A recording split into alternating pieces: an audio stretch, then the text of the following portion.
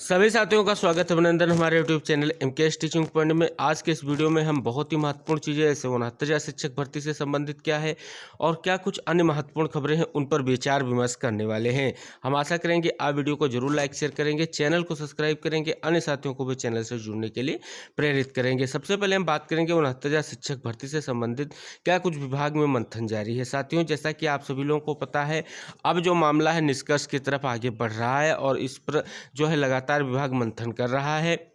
कई सारी दौर की बैठकें भी हो चुकी हैं, उसमें विभागीय अधिकारियों के साथ साथ आपके न्यायिक विभाग से भी इस पर सलाह ली जा रही है और कहीं ना कहीं आपके जो अधिवक्ता महोदय हैं यानी एजी महोदय हैं उनसे भी इन चीज़ों को लेकर के विधिक राय ली जा रही है कि आगे इन मुद्दों को लेकर के क्या कुछ कोर्ट का रवैया रह सकता है और क्या कुछ विभाग के लिए कर सकता है जिससे जो है चीज़ें विधिक राय के रूप में या जो है कानूनी पचड़े में ना फंसे। क्योंकि बहुत सारी चीज़ें आप सभी लोग देख सकते हैं अभी उलझनों के दौर से गुजर रही हैं।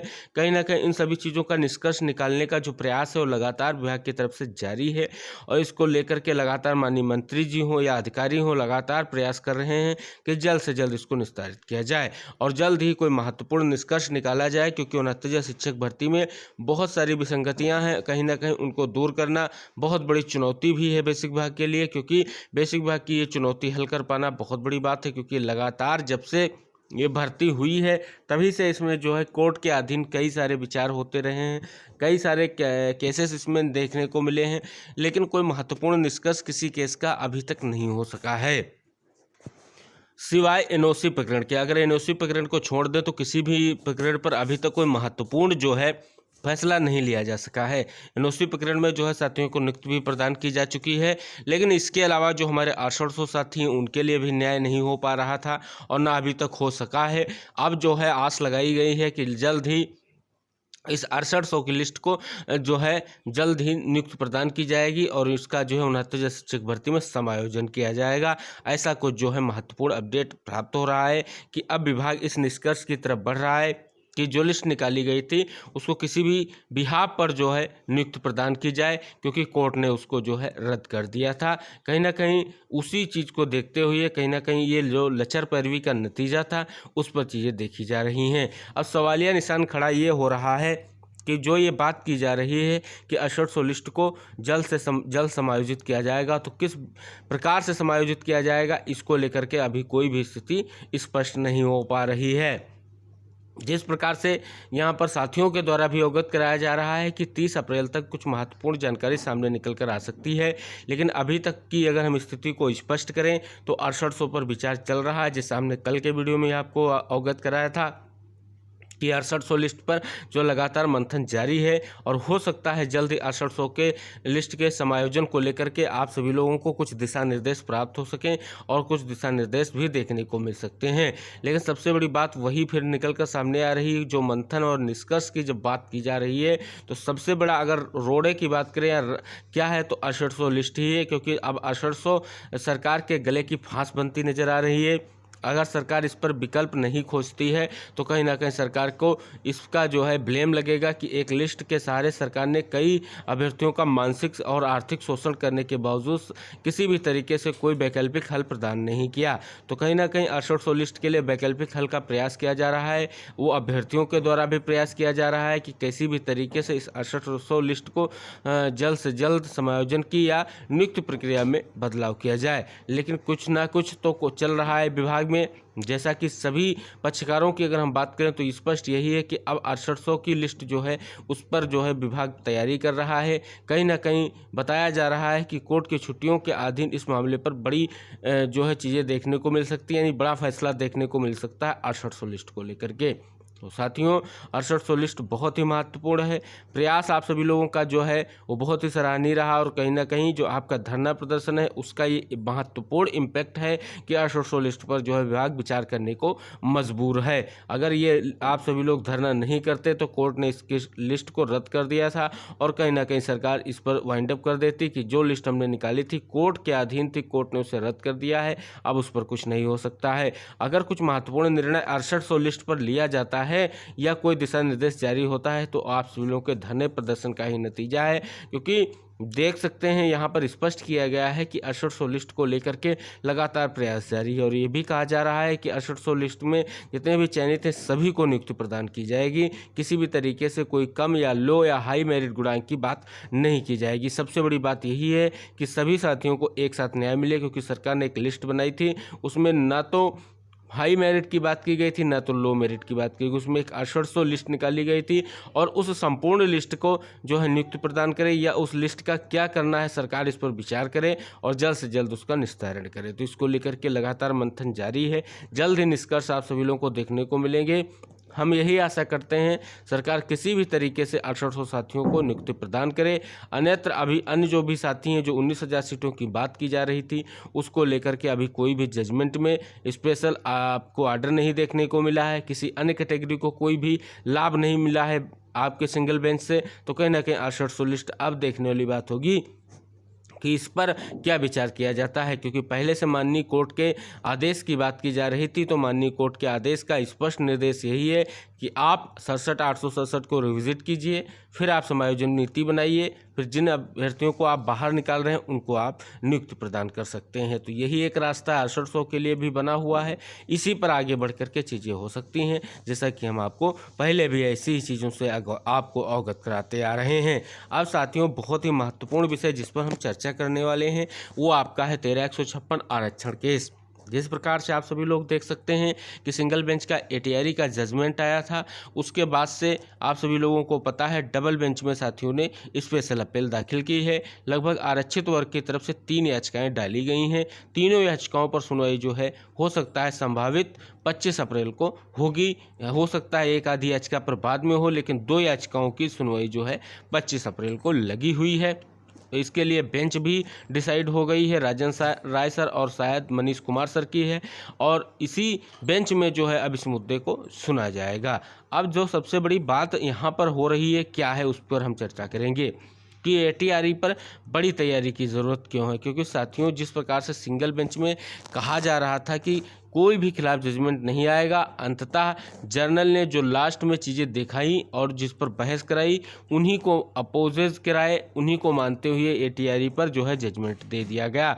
अब डबल बेंच में केवल याचिका डालने से काम नहीं चलेगा, क्योंकि इस पर मजबूत आपको पैरवी करनी पड़ेगी, जिससे आपको जल्द से जल्द आप इस चीज़ पर सरकार को कटघरे में ला सकें और कहीं ना कहीं विभाग को भी कटघरे में ला सकें और कहीं ना कहीं सिंगल बेंच को भी एक जो है उद्देश्य प्रदान कर सके कि जो एटीआरई पर यहाँ पर स्पष्ट रूप से आपने आर्डर दिया था वो गलत था, उस पर कुछ नहीं होने सकता है। क्योंकि साथियों, हम बता दें कि डबल बेंच में भी घमासान बहुत जो है तगड़ा होने वाला है, क्योंकि यहाँ पर आरक्षित वर्ग की तरफ से जो याचिकाएं डाली गई हैं उनके अपोजिट में आज जो है आरक्षित वर्ग के जितनी भी संयुक्त टीमें हैं उनकी आज मीटिंग है और कहीं ना कहीं मीटिंग के बाद आप सभी लोग देख सकते हैं एक महत्वपूर्ण याचिका पढ़ने जा रही है उनकी भी तरफ से कि एटीआरई और टेट पर जो उनको एक लाभ मिला है उसको जो है यहाँ पर वो चाहते हैं कि किसी भी तरीके से एटीआरई विवाद न थमे और कहीं ना कहीं आरक्षित वर्ग का नुकसान जो हुआ है वो वैसा ही यथास्थिति बनी रहे। तो साथियों, अब आप सभी लोगों को बहुत ही सावधान रहने की ज़रूरत है। याचिका टैग करा करके, याचिका डाल करके कोई निष्कर्ष नहीं निकलेगा। अगर मजबूत पैरवी नहीं होगी तो फिर से वही चीज़ें सामने देखने को मिलेंगी। डबल बेंच से भी एटीआरई पर मुहर लग सकती है। तो आप सभी लोग ऐसा प्रयास करें कि जो जजमेंट आया है उस पर जो है कड़ा प्रयास किया जाए। केवल और केवल सोशल मीडिया या किसी अन्य माध्यम से जो भी चीज़ें हैं उन पर न किया जाए कि हम ये कर रहे हैं, अंततः उसका निष्कर्ष यही निकल कर सामने आ रहा है कोई महत्वपूर्ण निर्णय नहीं हो रहा है। और आप सिंगल बेंच के जजमेंट में देख सकते हैं कि साथियों ने कहा था कि हम ये चीज़ें मिलेंगी, किसी को कुछ नहीं मिला, केवल और केवल एटीआरई पर समझ लीजिए एक प्रकार से हार ही मिली हमारे आरक्षित साथियों को। लेकिन उसको लेकर के जो स्पेशल अपील दाखिल की गई उस पर अब आप सभी लोगों को सिंगल बेंच के जजमेंट से आप सभी लोगों को एक वो लेकर के आगे बढ़ना है। जिस प्रकार से आप सभी लोगों को धैर्य रखते हुए आगे कार्य किया उसी प्रकार आप सभी लोगों को आगे बढ़ना है और आप सभी लोगों को इससे सावधान हो जाने की ज़रूरत है कि डबल बेंच में किसी भी तरीके से एटीआरई पर गलत डिसीजन ना आने पाए, नहीं तो आप सभी लोगों के लिए बहुत दिक्कतें हो जाएंगी। तो कहीं ना कहीं जीत की तैयारी के लिए आपको ये सुनिश्चित करना होगा कि कितनी पैरवी और कितनी तरीके से आपको कोर्ट में आप खड़े होते हैं, क्योंकि यहाँ पर किसी भी तरीके से जो अनारक्षित साथी हैं वो नहीं चाह रहे हैं कि किसी भी तरीके से दिक्कतें हों, और वो संयुक्त रूप से आप सभी लोगों को जल्द ही याचिका देखने को मिलेगी, और कहीं ना कहीं उस याचिका से मजबूती से लड़ना आप सभी लोगों को पड़ेगा, तभी आप सभी लोगों का कार्य होगा। और अगर आप ग्रुपों में बट करके अगर याचिकाओं का ही दौर रखेंगे तो किसी भी तरीके से कुछ आप सभी लोगों के हाथों नहीं लगने वाला है। ये बहुत ही महत्वपूर्ण विषय है, इस पर विचार करना बहुत अत्यंत आवश्यक है, क्योंकि ये महत्वपूर्ण विषय इसलिए बना हुआ है क्योंकि एटीआरई पर जो डिसीजन आया कहीं ना कहीं आरक्षित वर्ग के खिलाफ एक बहुत बड़ा डिसीजन है, और इस पर जो है विचार करना जरूरी है, क्योंकि भविष्य की भर्तियों में ऐसा कुछ अगर लागू हो जाता है तो अनारक्षित वर्ग को स्पेशली नुकसान होने जा रहा है। और इसको लेकर के सुप्रीम कोर्ट ने भी आदेश में स्पष्ट कर दिया है कि जो भी कट ऑफ और अनारक्षित वर्ग के साथ होगा उसको अनारक्षित वर्ग में काउंट किया जाएगा। ये सब चीज़ें जो है पहले हमने आपको स्पष्ट कर रखी हैं। बस यही चीज़ अवगत करानी है। केवल याचिका से कार्य नहीं चलेगा, इसके लिए आपको तैयारी करनी पड़ेगी, मजबूती से डबल बेंच में आपको लड़ना पड़ेगा। तो आशा करेंगे आप इन बातों को जरूर समझेंगे, और जितने भी अन्य आपके साथी जुड़े हुए हैं उनको भी प्रोग्रेस करेंगे, जितने भी आपके टीम लीडर्स हैं उनको भी इस खबर को पहुँचाएँगे, इस वीडियो को शेयर करेंगे, जिससे वो भी इन चीज़ों को लेकर के सावधानी बरतें और कहीं ना कहीं आगे इस चीज़ को लेकर के स्पष्टता रखें। अब बात करेंगे यहाँ पर बहुत ही महत्वपूर्ण खबर सामने निकल कर आ रही है कि शिक्षकों की भर्ती जो प्रक्रिया है जून तक होगी। क्या है, कुछ महत्वपूर्ण चीज़ है, हम इस पर स्पष्ट करेंगे। ये महत्वपूर्ण खबर सामने निकल कर आ रही है बिहार सरकार की तरफ से। जिस प्रकार आप सभी लोगों को पता है, बिहार सरकार ने स्पष्ट रूप से 2 लाख शिक्षकों की बहाली की कवायद जो है वो चल रही है, और 1 लाख कंप्यूटर और शारीरिक शिक्षक की जो है कर्मियों की भर्ती होगी। इसको लेकर के राज्य सरकार विद्यालयों में नई नियमावली के तहत शिक्षकों की भर्ती का जो है ब्लूप्रिंट तैयार किया गया है। जून में शिक्षकों की नियुक्ति को लेकर के बिहार लोक सेवा आयोग यानी बीपीएससी विज्ञापन निकालने की तैयारी में है। इस संबंध में शिक्षा विभाग इसी हफ्ते उन्हें रिक्तियों की सूचना भेज देगा। नियुक्तियों के लिए आयोजित परीक्षा में नियोजित शिक्षक और नियुक्त का इंतजार कर रहे शिक्षक भर्ती दोनों ही बैठेंगे। नियुक्त होने वाले शिक्षक जिला कैडर के होंगे। तो देख सकते हैं बड़ी ही महत्वपूर्ण खबर है, और स्पष्ट किया गया है नियुक्त में 80,000 जो है प्रारंभिक शिक्षक होंगे, 1,20,000 माध्यमिक और उच्च माध्यमिक शिक्षक के पद शामिल हैं, और साथ ही साथ कंप्यूटर शिक्षक, शारीरिक शिक्षक व गैर शिक्षणेतर कर्मियों के 1 लाख पदों पर नियुक्त होगी। हालांकि शिक्षकों के पद में 10,000 तक की वृद्धि की संभावना भी दर्शाई गई है। तो यानी ये शिक्षकों की भर्ती प्रक्रिया अब जून से स्टार्ट होगी। बहुत ही महत्वपूर्ण निर्णय। साथियों, स्पष्ट रूप से आप सभी लोग देख सकते हैं, बहुत ही महत्वपूर्ण खबर है कि प्रदेश के मुख्यमंत्री योगी आदित्यनाथ ने कहा कि उत्तर प्रदेश में अपनी विशेषता के साथ संभावनाओं के लिए भी जाना जाता है। यूपी अब नौकरियों में भेदभाव नहीं होता, पारदर्शी चयन से प्रतियोगी चुने जाते हैं। आज प्रदेश की कानून व्यवस्था नज़ीर है। इसको लेकर के माननीय मुख्यमंत्री जी ने शनिवार को पुलिस मुख्यालय में राज्य लोक सेवा आयोग के अध्यक्षों के 2 दिवसीय सम्मेलन के उद्घाटन सत्र को संबोधित कर रहे थे। उन्होंने कहा कि राजनीति, अच्छे रखरखाव और दोनों का दौर आता है। तो देख सकते हैं माननीय मुख्यमंत्री जी ने जो है ये बात बहुत ही स्पष्ट रूप से कही है, और साथ ही साथ भर्तियों को लेकर के भी चीज़ें स्पष्ट की हैं। और साथियों, स्पष्ट रूप से आप सभी लोग देख सकते हैं यहाँ इंगित किया गया है कि 5.5 लाख लोगों को नौकरी और रोजगार से जोड़ा गया है। 6 वर्ष में किसी भी भर्ती प्रक्रिया में सवाल नहीं उठा है। तो यानी माननीय मुख्यमंत्री जी का स्पष्ट निर्देश यही है कि 5.5 लाख लोगों को अब तक जो है सरकार ने नौकरी प्रदान की है और रोजगार प्रदान किया है, और 6 वर्षों की जो भी भर्ती प्रक्रियाएँ हैं वो पारदर्शी रही हैं। कहीं ना कहीं इनको चीज़ों को लेकर के यहाँ पर स्पष्टता जाहिर की गई है।